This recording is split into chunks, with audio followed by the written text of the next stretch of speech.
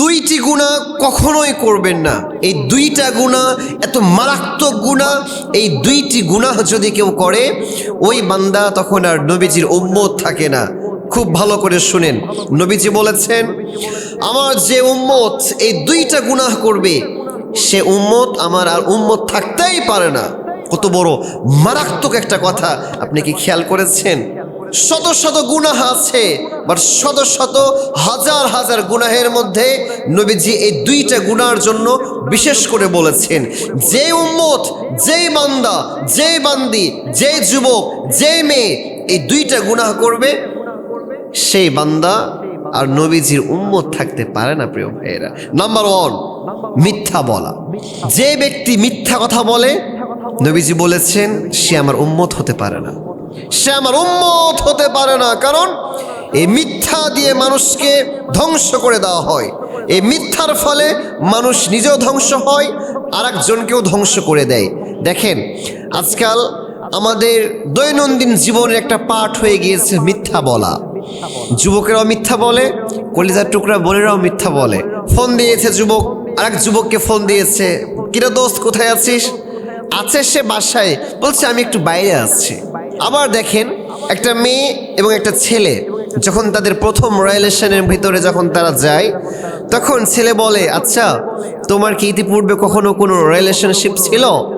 এবার মেয়ে বলে আরে রিলেশনশিপ তো থাকা দূর কি বাছাই, আমার তো কোনো ছেলের সাথে দেখাই হয়নি। কত বড় মিথ্যা কথা একটা, প্রিয় ভাইয়েরা। কলিজার টুকরা বোন, এই যে আপনি মিথ্যা বললেন, কলিজার টুকরা যুবক, এই যে তুমি মিথ্যা বললা, পৃথিবীর কেউ দেখে নাই, কেউ জানে না, জানেন একজন, তিনি কে? খবরদার মিথ্যা বলবেন না। মিথ্যা মানুষকে ধ্বংস করে দেয়, মিথ্যা মানুষকে নিঃশেষ করে দেয়। এজন্য খবরদার, নাম্বার 1 এই পাপ কাজটা কখনোই করা যাবে না। নাম্বার 2 নবীজি বললেন আমার যে উম্মত আরেকটা উম্মতের সাথে, আরেকটা বান্দার সাথে প্রতারণা করে, ধোঁকাবাজি করে, সে উম্মত আমার আর উম্মত থাকে না। আজকাল দেখবেন সর্বক্ষেত্রে ধোঁকাবাজির কোনো শেষ নাই, প্রতারণার কোনো শেষ নাই। অনেক হাজব্যান্ড আছে এমন যে হাজব্যান্ড তার ওয়াইফকে প্রতিনিয়ত ধোঁকা দিয়েই যাচ্ছে, প্রতিনিয়ত সে তার ওয়াইফকে প্রতারণা করেই যাচ্ছে। আবার অনেক ওয়াইফও আছে এমন যারা প্রতিনিয়ত তার হাজব্যান্ডের সাথে মিথ্যা আশ্বাস দিয়ে, মিথ্যা ধোঁকাবাজি আর প্রতারণা দিন রাত অবিরত করেই যাচ্ছে। দেখবেন হাজব্যান্ড আছে এইদিকে, স্ত্রী আরেকজন ছেলের সাথে পরকীয়া করছে, স্ত্রী আছে এইদিকে, হাজব্যান্ড আরেকটা মেয়ের সাথে ওইদিকে পরকীয়া করছে।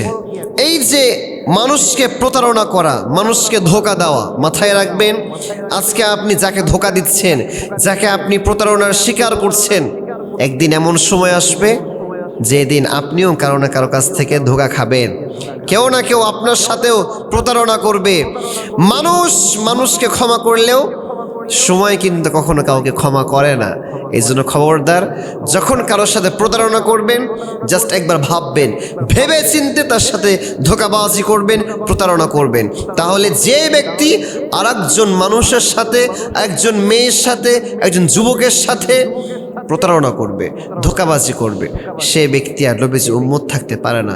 এই জন্য আমি সবাইকে হাত জোর করে বলতে চাই, প্লিজ খবরদার এই দুইটা গুনাহের কাজ কখনো করবেন না। আল্লাহ তাআলা প্রত্যেকটা ব্যক্তিকে এই দুইটা গুনাহ থেকে বেঁচে থাকার তৌফিক দান করুন। সকলে পড়ছি আমিন।